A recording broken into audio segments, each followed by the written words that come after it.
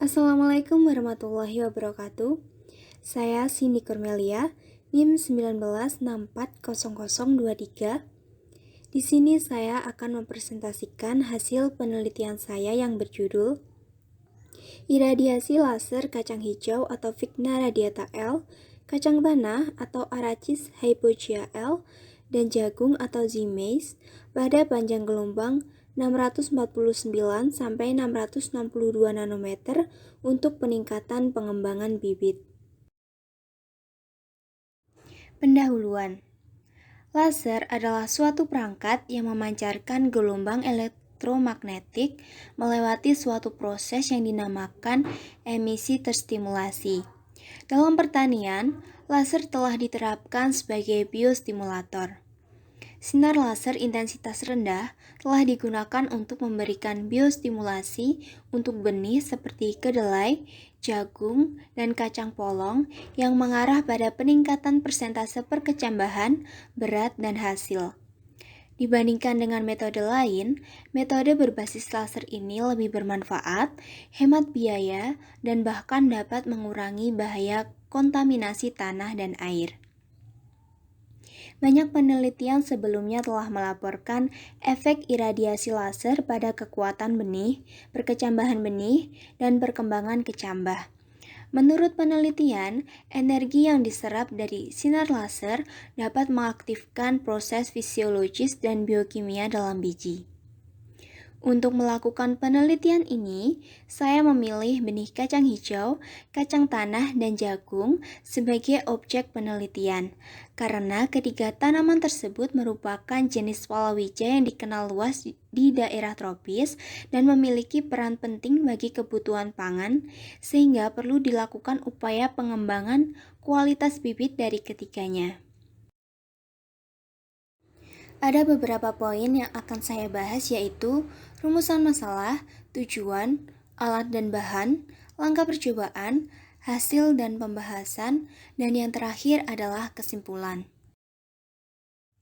Rumusan masalah dari penelitian ini adalah: yang pertama, bagaimana pengaruh paparan laser terhadap massa bibit, panjang akar, dan panjang hipokotil dari kacang hijau dan kacang tanah. Yang kedua, bagaimana pengaruh paparan laser terhadap massa bibit, panjang akar, dan panjang koleoptil tanaman jagung. Adapun tujuan dilakukannya penelitian ini yaitu untuk mengetahui pengaruh paparan laser terhadap massa bibit, panjang akar, dan panjang hipokotil dari kacang hijau dan kacang tanah, serta untuk mengetahui pengaruh paparan laser terhadap massa bibit, panjang akar, dan panjang koleoptil tanaman jagung. Alat dan bahan yang perlu disiapkan untuk penelitian ini adalah benih, yaitu biji kacang hijau, kacang tanah, dan jagung. Kemudian laser, di sini saya memakai laser mainan dengan dot warna merah. Lalu ada stopwatch dan penggaris. Stopwatch digunakan untuk mengukur waktu ketika melakukan paparan radiasi laser, sedangkan penggaris untuk mengukur panjang akar, panjang hipokotil pada kacang tanah dan kacang hijau, serta panjang koleoptil pada jagung.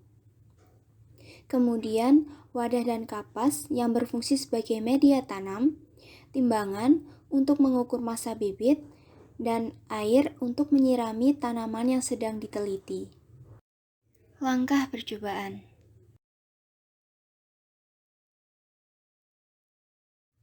Ada 3 tahapan dalam penelitian ini. Pertama, persiapan benih dan perkecambahan.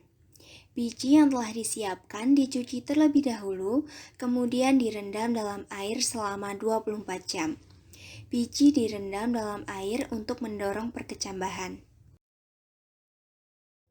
Tahapan kedua adalah laser treatment. Biji kacang hijau, kacang tanah, dan jagung diletakkan di atas kertas tisu bersih untuk penyinaran.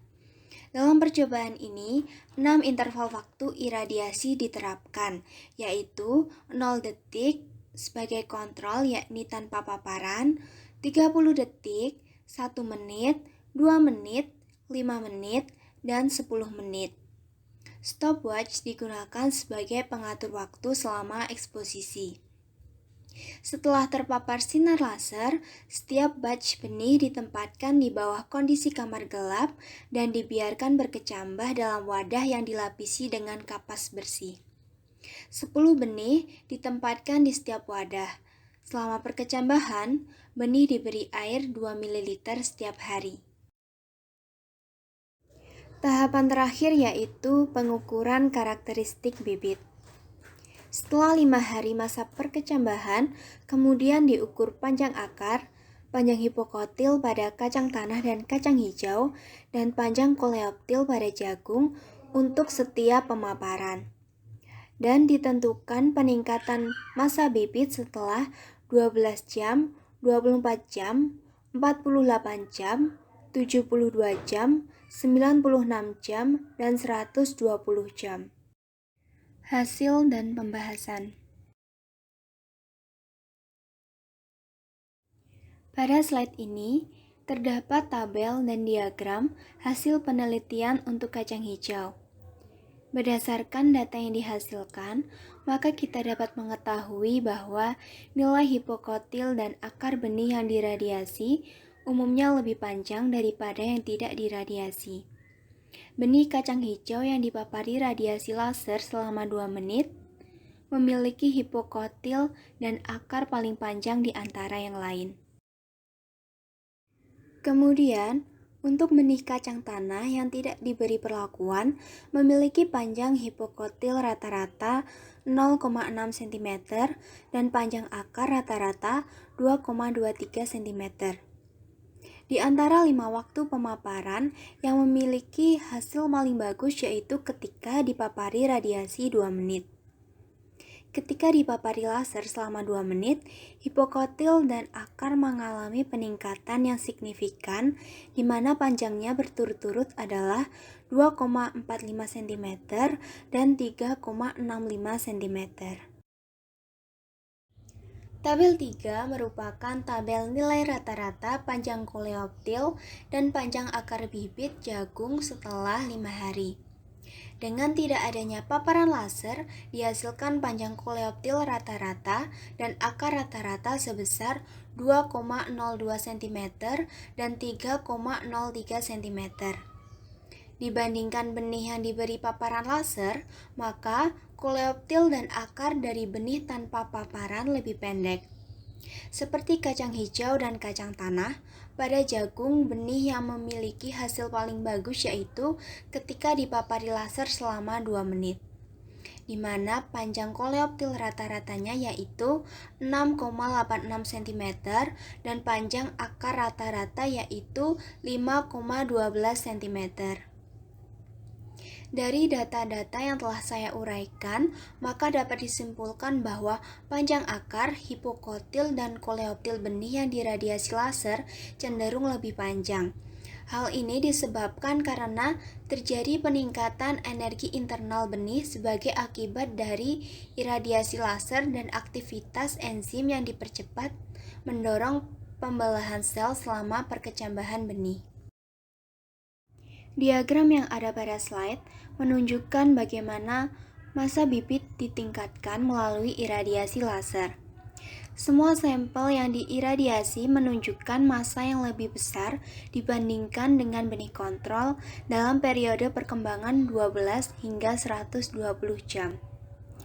Paparan benih selama 2 menit menciptakan peningkatan massa yang optimal untuk pertumbuhan tanaman setelah 24 jam.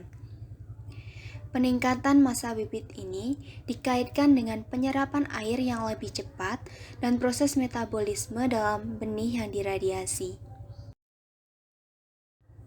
Berdasarkan dari hasil percobaan, maka dapat disimpulkan bahwa radiasi laser dapat meningkatkan tinggi tanaman, panjang akar, dan massa bibit.